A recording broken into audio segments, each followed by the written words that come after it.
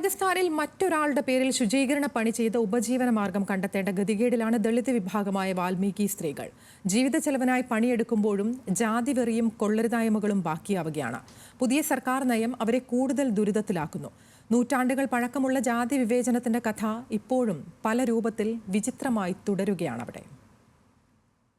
ദശാബ്ദങ്ങളായി വാത്മീകി സമുദായത്തിന് ഏൽപ്പിക്കപ്പെട്ട ജോലി ശുചീകരണമാണ്. രാജസ്ഥാനിൽ തുച്ഛമായ വേതനത്തിൽ വൃത്തിഹീനമായ സാഹചര്യത്തിൽ സുരക്ഷിതമല്ലാത്ത ജോലി ചെയ്യേണ്ടി വന്നവർ ദിവസവേതനത്തിലാണ് പണി. എന്നാൽ ഇപ്പോൾ അതിനുപോലും പറ്റാതായി സർക്കാർ നയം മൂലം. 2018 സംസ്ഥാന സർക്കാർ സാനിറ്റേഷൻ ജോലികൾക്ക് സംവരണം ഏർപ്പെടുത്തി. SC/ST വിഭാഗത്തിനൊപ്പം OBC, പൊതുവിഭാഗം എന്നിവരെ കൂടി ഉൾപ്പെടുത്തി സർക്കാർ ക്വാട്ട പുതുക്കി. തലമുറകളായി ശുചീകരണ പണി ചെയ്ത വാത്മീകി വിഭാഗത്തിന് ഇതോടെ ഉള്ള പണിയും കുറഞ്ഞു. സാമൂഹികമായ മേൽക്കൈയുള്ള വിഭാഗത്തിലെ ആളുകൾ തൂപ്പുകാരുടെ തസ്തികകളിൽ കയറി. പക്ഷേ ഇവർ ഇതേ ജോലി വാത്മീകി വിഭാഗക്കാരെ വെച്ച് ചെയ്യിക്കാനും തുടങ്ങി. ഇതോടെ പണി ചെയ്യുകയും വേണം, കൂലി മുഴുവനായി കിട്ടുകയുമില്ലാത്ത അവസ്ഥ വന്നു. അതായത് തൂപ്പുജോലിക്ക് പണം മേടിക്കുന്നവർ വാത്മീകി വിഭാഗക്കാരെ കൊണ്ട് പണിയെടുപ്പിക്കും, പണം മേടിക്കും, ഒരു വിഹിതം മാത്രം യഥാർത്ഥ പണിക്കാർക്ക് നൽകും. ജോലിയിൽ സുരക്ഷയില്ല, കൃത്യമായ വേതനമോ ആനുകൂല്യങ്ങളോ ഇല്ല.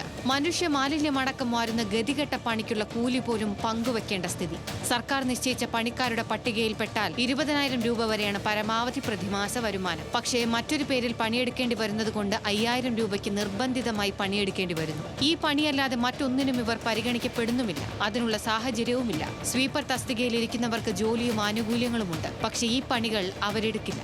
ജാതിയുടെ തട്ട് വെച്ച് അവർക്കത് ശീലവുമില്ല. 46,000 ഡിഗ്രിക്കാരും PGക്കാരും അടക്കം ശുചീകരണ ജോലിക്ക് ഈ വർഷം അപേക്ഷിച്ചു. ഇവരാരും ചൂലെടുത്ത് ഈ പണി ചെയ്യില്ലെന്ന് വാത്മീകി വിഭാഗം സ്ത്രീകൾ പറയുന്നു. കഴിഞ്ഞ ഓഗസ്റ്റിൽ ജയ്പൂരിലെ വാത്മീകി തൊഴിലാളികൾ ജോലിക്ക് മുൻഗണന ആവശ്യപ്പെട്ട് 2 ആഴ്ച പണിമുടക്ക് നടത്തി. 2004-നും 2021-നും ഇടയിൽ സാനിറ്റേഷൻ പണി സർക്കാർ നൽകിയിരുന്നത് കുറഞ്ഞു. കാരണം ഏജൻസി കരാറുകാർക്ക് താത്കാലികമായി സർക്കാർ ഇത് നൽകി. EPWന്റെ പഠനപ്രകാരം കേന്ദ്ര സർക്കാരിലെ സ്വീപ്പർ തസ്തികയുടെ എണ്ണം 2003-ൽ 1.26 ലക്ഷത്തിൽ നിന്ന് 2021-ൽ 44,000 കുറച്ചു. ദളിത് തൊഴിലാളികളുടെ എണ്ണം 58% നിന്ന് 32% ഇടിഞ്ഞു.